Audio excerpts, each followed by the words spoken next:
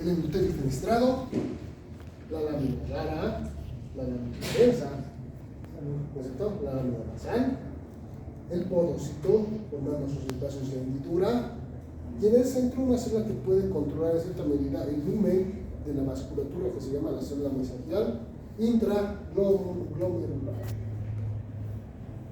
Así se ve con microscopía de la retina. ¿Bien?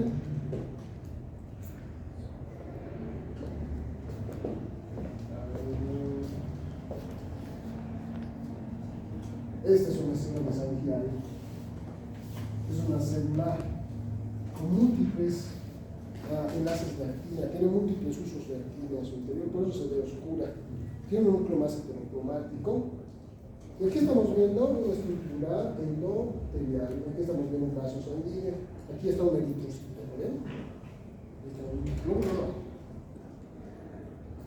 A través de esta pequeña barrera, de este pequeño espacio, que mide alrededor de 0.5 micrómetro, es por donde tiene que pasar el proceso del filtrado glomerular.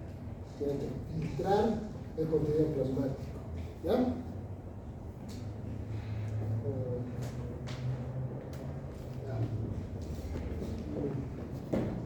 Ahora sí que dice penetración.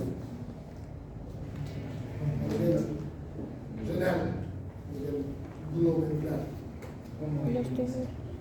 ¿Cuánto volumen?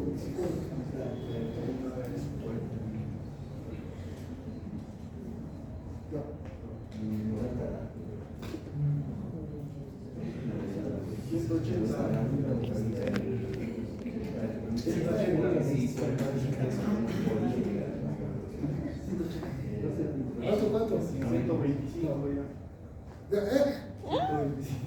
125 miles por minuto. Exacto.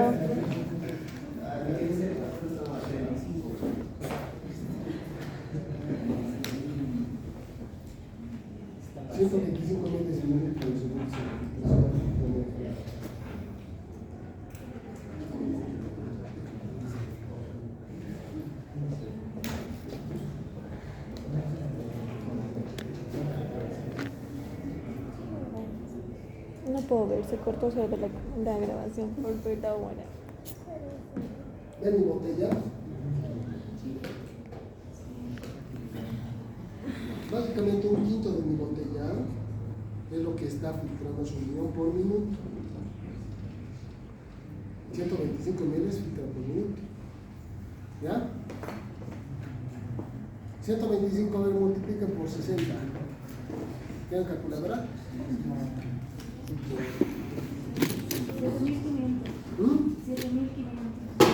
7.500.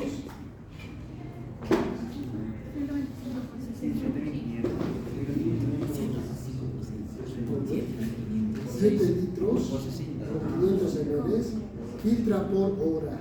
Ahora multipliquen eso por 24.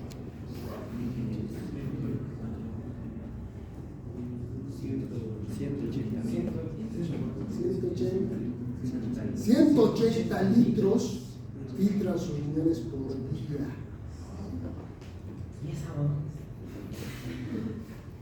Básicamente, buena pregunta, ¿no? Doctor, pero nosotros solamente tenemos una problemía de 3.5 Sí. No saca tanto. Absorción. Todos los días sus riñones filtran 20 veces toda su sangre. 20 veces filtra su riñón la sangre que está circulando. Entonces es importante este proceso de filtración. ¿Por qué? Porque eliminan detritos, eliminan procesos metabólicos que pueden desencadenar múltiples procesos lesionales en múltiples tejidos. Por ejemplo, el ácido úrico de la orina de la urea. El ácido úrico es un producto de metabolización de la creatinina en la función muscular, por ejemplo, ¿no? Y en la gluconeogénesis también actúa. Cuando ustedes hacen mucho ejercicio, habrán notado que a veces dan muchas ganas de ir al baño. Es precisamente porque se produce en el metabolismo muscular gran cantidad de creatinofosfoquinasa y esto hace que el ácido úrico, que es parte del ácido láctico que se encuentra a nivel muscular, se vaya liberando. ¿Ya? Esto hace que este ácido úrico, producto del metabolismo, como les digo, de algunos componentes alimenticios o de la función muscular, cuando se almacenan en demasía, lo que desencadena es lesión a nivel de las terminaciones nerviosas, tanto periféricas como cerebrales. Es bastante neurotóxico. Nos elimina esto. Por ejemplo, medicamentos. El consumo de medicamentos, los típicos medicamentosos se eliminan por el renal, estructuras también lesionales como la amoníaco, etcétera, etcétera, etcétera. Todos se eliminan en el renal. Entonces, por eso tiene esta facultad. Está todo el tiempo filtrando, eliminando moléculas que pueden ser potencialmente lesivas para el correcto funcionamiento de nuestro sistema vascular, sistémico, en general, ¿ya? Entonces, esa es la facultad del riñón. Esto ya no lo voy a repetir nuevamente. Caramba, va a la filtración glomerular. Estoy poniendo muchas imágenes de eso, ¿por qué? Sí, vamos a ver la razón. Vale, la filtración glomerular, miren. Aquí estamos viendo las características que tiene esta capita que se llama la membrana basal. La membrana basal glomerular está formada por proteoglicanos polianiónicos. Estos proteoglicanos polianiónicos forman como una estructura bastante densa. En cierta medida, evita que moléculas grandes puedan pasar a través de él. Y por otro lado, hacer polianiónico, que es un elemento. Es un ion de carga negativa. Entonces, ¿qué moléculas no pueden pasar por acá? Las características. ¿Por qué? Porque se depende. Exacto. ¿Qué pregunta?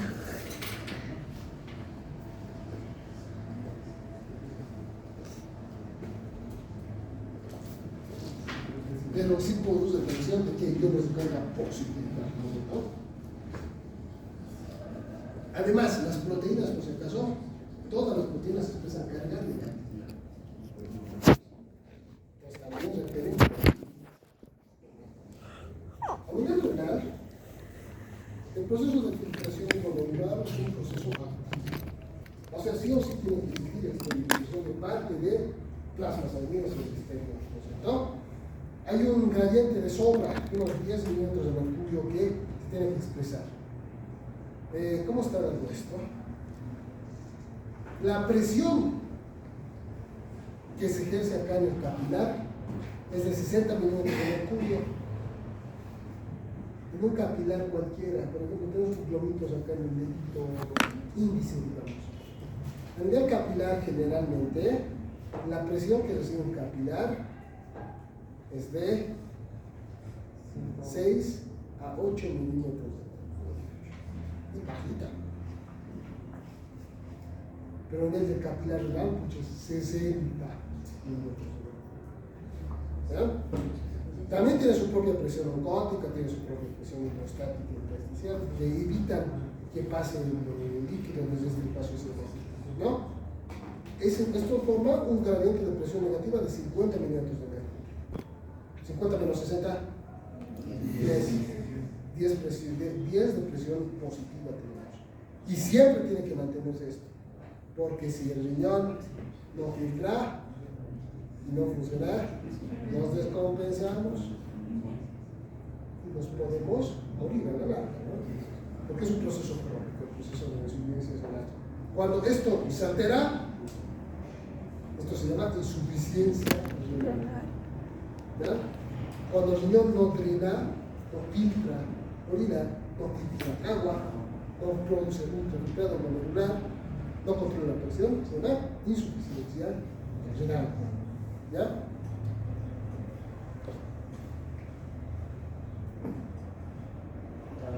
Ya.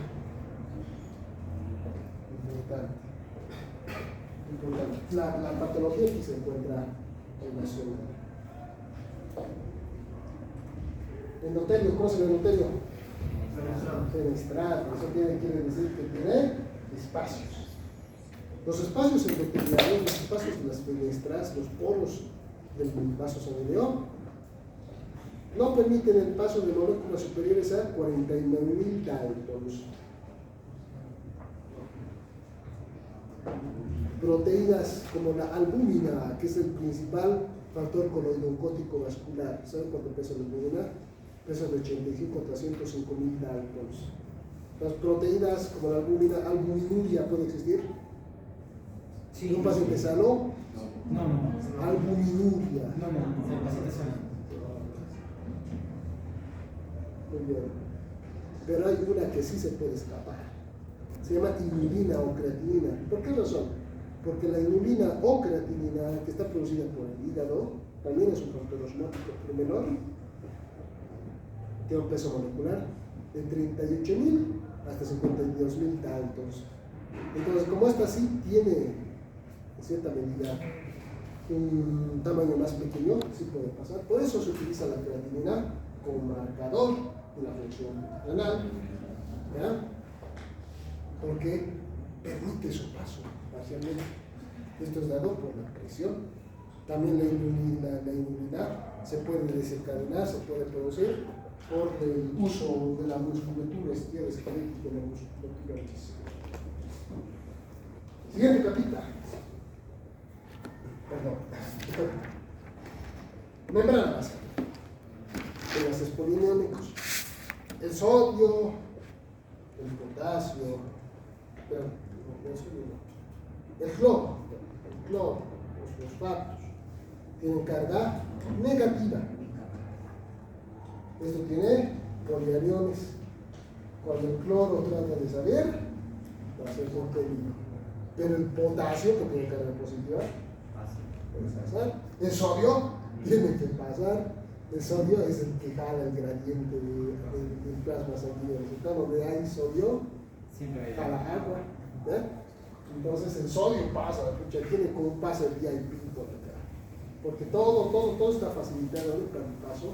Entonces, finalmente tenemos un espacio de hendidura adicional formada por el porocito, que por cierto, el porocito en su membranita también tiene enlaces polianiónicos. Está todo armado para que solamente exista salida de sodio, salida de agua, salida de luego también esto se carga positiva. Muy bien. Ahora,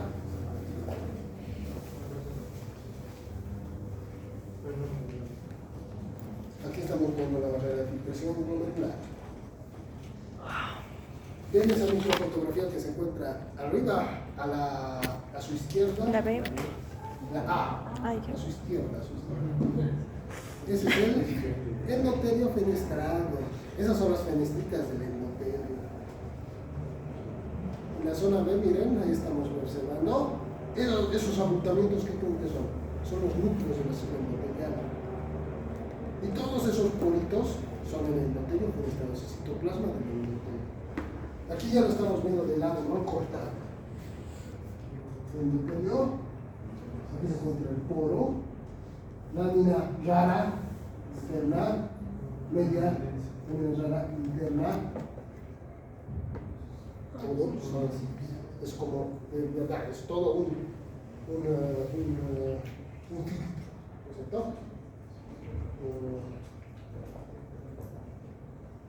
Es a que nos acostumbremos a ver eso.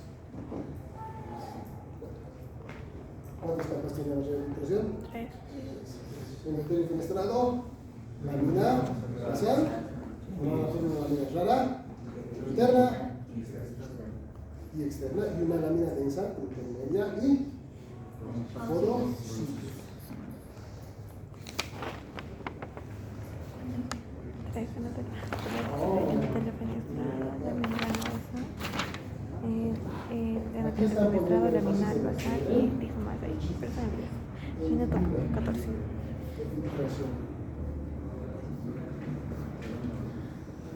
El glomérulo. En el glomérulo renal, lo que se va a observar es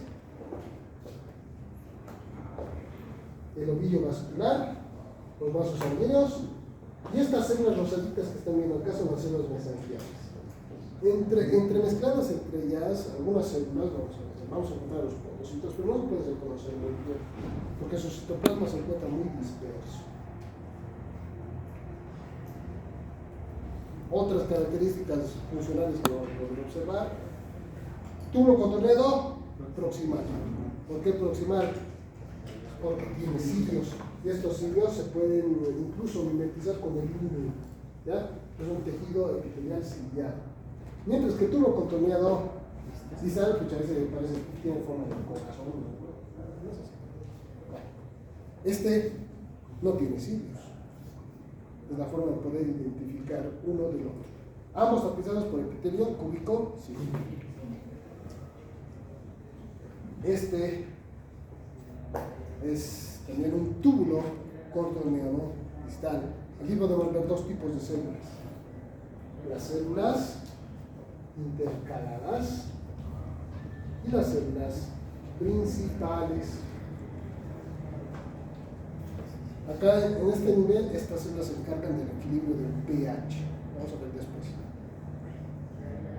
Aquí estamos viendo túbulo contorneado distal abierto. Estas estructuras que estamos viendo acá, asa de Henle, y está vaso sanguíneo, tienen un eritrocito en el centro. El asa de Henle y el eritrocito, perdón, y el vaso sanguíneo capilar son casi iguales, están tapizados por el epitelio fibroso. Solo que uno va a tener sangre con el eritrocito superior, el otro solamente va a tener líquido. Muy bien. Estamos viendo túbulo contorneado distal, túbulo contorneado distal. Aquí estamos viendo una estructura, un asa de Henle y un vaso sanguíneo pequeño.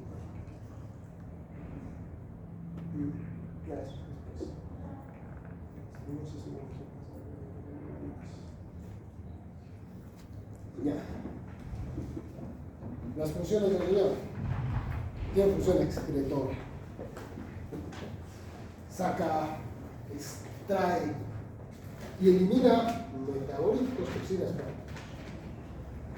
Su función endocrina: controla la presión arterial por medio de la liberación de algunas citoquinas. Renina, formada por la célula glomerular; eritropoyetina, formada por la célula endothelial vascular de los vasos rectos, ¿no?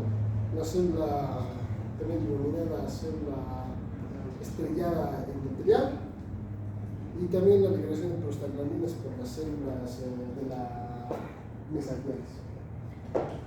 Mantenimiento de la homeostasis: se encarga del equilibrio, del balance y del equilibrio con el túbulo contorneado distal por parte de las células intercalares y las células principales. Y la función metabólica, que es la conversión de la vitamina D o de quito funcional a partir de sus prometabólicos.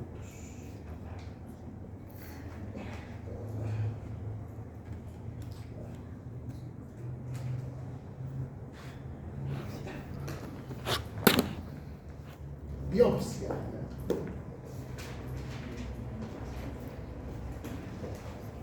La biopsia renal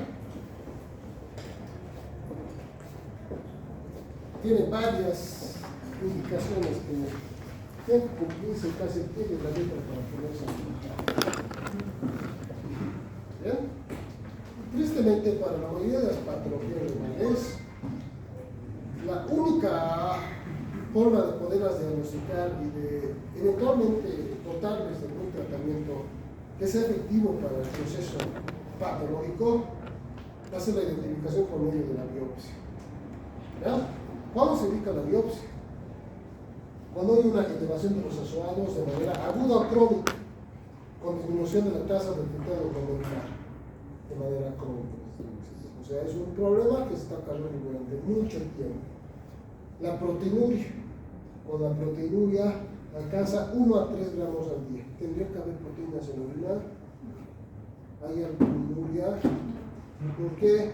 La filtración es completamente cerrada. No permite el paso de proteínas desde un espacio hacia el otro. Y además, este se viene acompañado por síntomas como edema. ¿Por qué se presentaría edema? Disminución de proteínas, disminución de la producción coroidocórtica vascular. ¿No es cierto?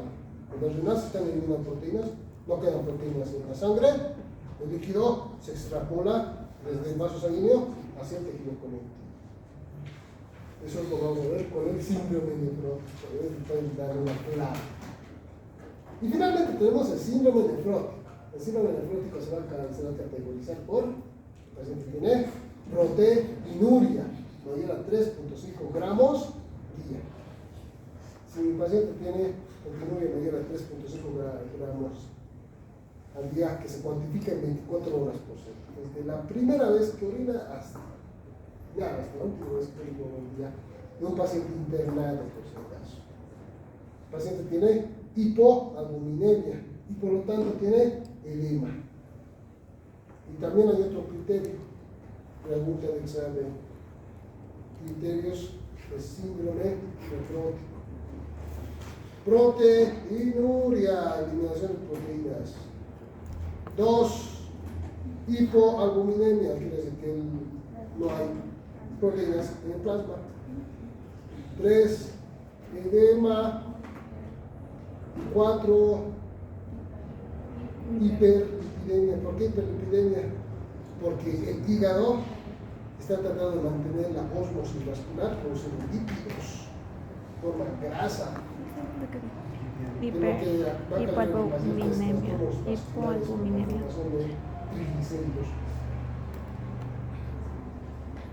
Síndrome nefrítico, característica inicial, hematuria. Si mi paciente presenta orina con sangre, biopsia, hematuria. Pero la orina con sangre tiene que ser identificada como de causa renal. Si el paciente tiene hematuria, pero la hematuria es vesical, de origen vesical o lateral, hay que hacer primero el análisis de si se encuentra con un proceso traumático, lesional, un proceso inflamatorio a este nivel. Si no, si es renal, pues hay que encontrar la causa por medio de la biopsia. En el síndrome nefrítico, pregunta de examen. No solamente las preguntas de mi examen, estoy seguro que esto van a ver todo el tiempo. Es pregunta clásica. Síndrome nefrítico versus síndrome nefrítico. Síndrome nefrótico, ¿qué tiene? Proteinuria, hipoalbuminemia. Edema, hiperlipidemia.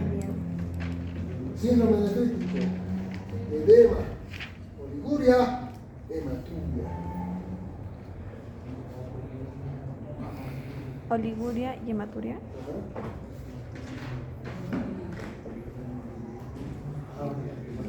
Miren, Y hematuria.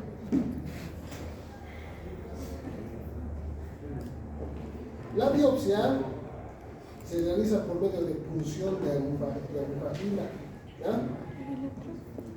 Hematuria. Se hace la punción del parénquima renal y se busca corteza, por si acaso. Se busca corteza. ¿Por qué se busca corteza? Ahí está, pues, estas estructuras muy importantes que son las estructuras glomerulares, la variedad de situación planetaria, ¿no? El glomo vascular, o sea, la linfonomía.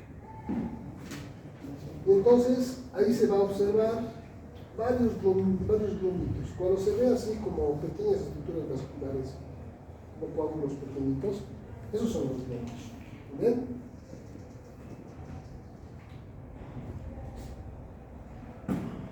El estudio es sistemático.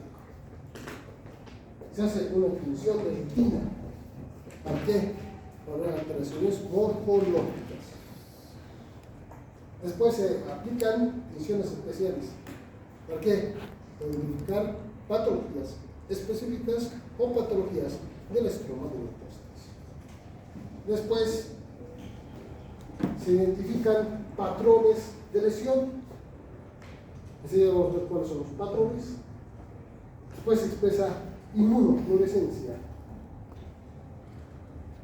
Hasta ahí llegamos. En microscopía electrónica, por lo menos en Latinoamérica, no se hace. Muy caras. No hay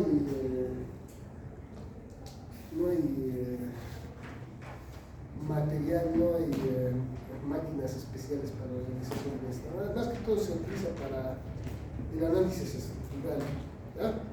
Porque, pucha, se hace en base a,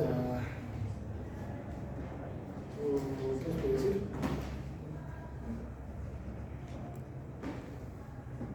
En base a análisis de estructuras microeconómicas, que no son muy útiles, porque con la propia identificación de los patrones ya se puede identificar cuál es el proceso patológico asociado.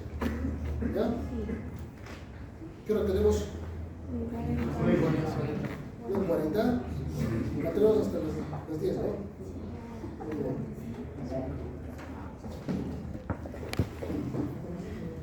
Espere. Las técnicas histológicas de rutina va a ser la tinción clásica, hematoxilina oscila. ¿Ya? Eso nos sirve para encontrar alteraciones estructurales del glomérulo renal. Otra tinción, la tinción al ácido periódico de Schiff, tinción BAS. ¿Para qué nos sirve esto? Para identificar conglomeraciones glucopéptidos o de amiloide. La tinción tricrónico de Mason. ¿Para qué nos sirve esto? Para encontrar alteraciones del colágeno intersticial.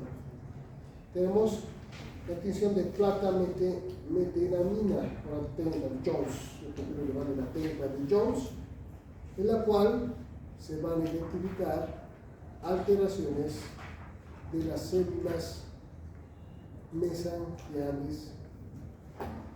Finalmente tenemos el rojo Congo, en el cual vamos a encontrar alteraciones vasculares. Pero ahora vamos a ver enseguida cuál es su relevancia. Glomérulo renal es nuestro campo de estudio. Aquí estamos viendo un glomérulo renal. ¿Ven alguna alteración acá? Está muy conglomerado.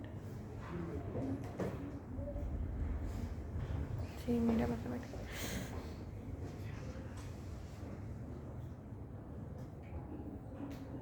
Este es un glomérulo normal.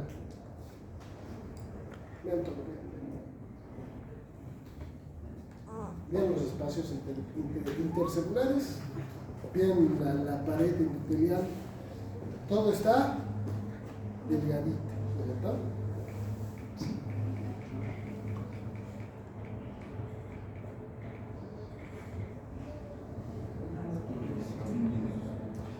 Ven esas flechas negras, ahí les indican que es un... ¿No están inflamadas los endotelios? No está inflamado, está engrosado. Por la inflamación que hay, infiltrado, inflamatorio. Acá no está infiltrado, ¿no? Lo que estamos observando acá es el engrosamiento de la arteria glomerular. No sé si es aferente o eferente. Bueno, creo que ambas, ¿no? Ambas se encuentran engrosadas. Pero no solamente eso. Se encuentra engrosado también el aparato vascular intersticial. Así se ve la vasculitis hipertensiva a nivel renal, ¿verdad? La vasculopatía hipertensiva, así se ve. ¿Qué pasó? Tranquilo. ¿Qué es esto? Eso es la y comiendo de más,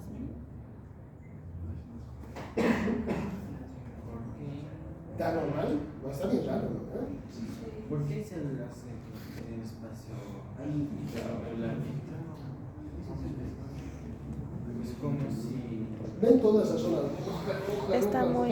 Sí. Las células rojas van a ser el citoplasma de las células mesangiales. Aquí aumento del tamaño mesangial. Incluso las células mesangiales es un patrón mesangial por si acaso. Las células mesangiales se encuentran muy separadas. Acá se encuentran aquí 3 unidas, acá otras 3 unidas. El espacio entre célula mesangial y célula mesangial tendría que ser 2 núcleos o 3 núcleos. ¿Ya? Pero acá, miren, están tan unidas que se encuentran casi fusionadas con el citoplasma fusionado. Las células mesangiales fungen como células básicamente casi inmunitarias que lo que hacen es eliminar detritos. Cuando existe algún proceso de desarrollo de, no sé, precipitados de autoanticuerpos o algunas patologías autoinmunes, aumenta la proliferación de células mesangiales y se presenta este patrón. ¿Ya? Es un patrón mesangial.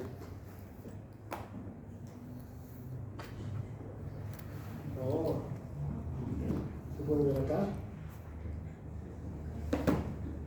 Una mancha.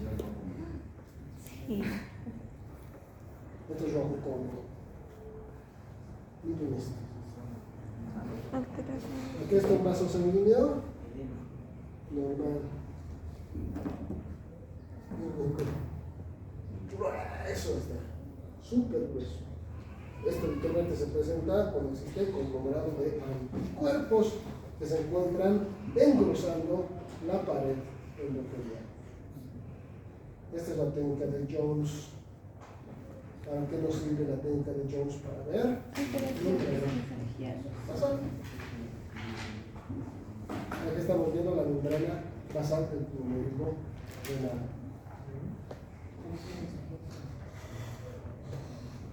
Y así se hace, miren, así se hace la técnica. Entonces se extrae la biopsia por medio de Función. aguja de punción de aguja pilar y se hace el corte por medio de micrótomo y se coloca el extendido en varias láminas. En una se hace tisionografía, Paz, Jones, se hace rojo combo, inmunofluorescencia, etcétera, etcétera, etcétera. ¿Ya? Y se hace de manera seriada, como es esto. En la parte, o sea, de la misma zona se tienen que hacer 4 extendidos. ¿Por qué razón? Ahí estamos viendo el glomérulo renal. Esa es una microfotografía. ¿Ven? Imaginen que la lesión del glomérulo se encuentra ahí. Entonces los cortes, todos los cortes que hagamos de este nivel, normales. Solamente en esta zona nos van a dar como normales, ¿no es cierto? Si solamente se analizan estos cortes, pues no se va a poder diagnosticar la patología del paciente. Entonces, de cada segmento se tienen que hacer todas estas medidas para poder analizar. ¿Ya? Preguntas.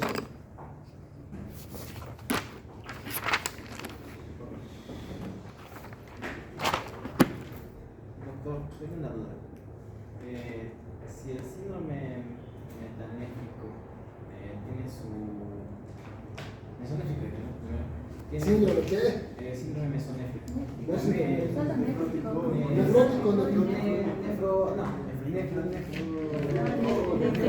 Nefrótico y el nefrítico, si ambas son parecidas al parecer, porque según he leído de que el síndrome nefrítico tenía el edema, una de sus principales causas, el HTA, o sea, la hipertensión elevada, y por último era la proteínuria, sí. Pero también se ve en lo que sería el síndrome Nefrótico. Pero A ver, en el primer caso, en el síndrome nefrótico, lo que existe es una alteración de la pared de la barrera de filtración glomerular. Hay algo que no está impidiendo la salida de las proteínas desde el tránsito vascular hacia el filtrado. ¿Ya? Ese es el síndrome nefrótico. Hay un proceso lesional ahí implicado. El síndrome nefrítico, lo que existe no es un daño, una completa lesión. ¿Ya? O sea, hay una abertura grande. Y esta abertura grande lo que está desencadenando es que no solamente proteínas salgan, sino que salga sangre, que se produzca hematura. ¿Ya? La hematuria es característica del síndrome nefrítico. La etiopatogenia también es distinta, vamos a ver muchos cuadros patológicos, ¿ya?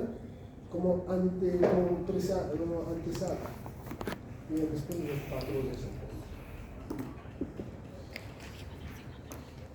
Es una de nefrítico. Que esta está alterada por la pared glomerular y va a ser un proceso renal. Estas son las patologías asociadas al síndrome nefrítico. Son puros procesos que afectan a la membrana basal glomerular. ¿Ya? Tenemos los focales segmentarios, la neuropatía membranosa, la neuropatía diabética, la neuropatía membrana proliferativa y la amiloidosis. Mientras que la patología asociada al síndrome nefrítico son puras patologías asociadas a trastornos autoinmunes que desencadenan lesión de la membrana celular, no solamente de la membrana basal, sino del endotelio y de la capa de la célula de los polocitos, ¿no?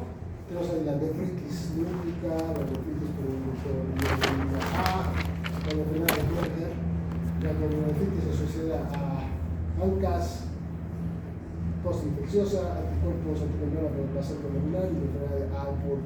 Todos son procesos inflamatorios autoinmunes o de hipersensibilidad ante un proceso inflamatorio previo con el que el paciente ha tenido contacto previamente y ha desencadenado una alteración en el proceso de la regulación inmunitaria.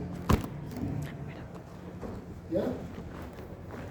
Vamos a relacionar, no se preocupen, parece complicado, pero no es así, no es difícil.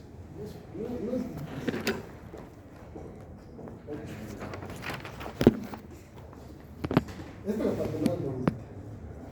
La siguiente clase vamos a ver los patrones. Y en base a los patrones, pues, vamos a hacer el análisis clínico de cada una de esas patologías. Por ejemplo, ¿qué patrón tendrá la enfermedad de la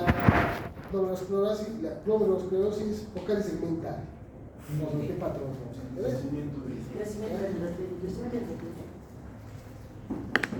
Patrones, patrones. No los voy a tener más mucho, no creo que sea rápido, pero la siguiente clase vamos a ver, ¿ya? O sea, ya, para la siguiente clase,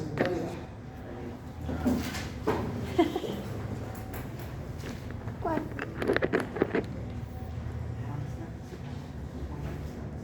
para estudiar bien el glomérulo. El glomérulo y la nefrona.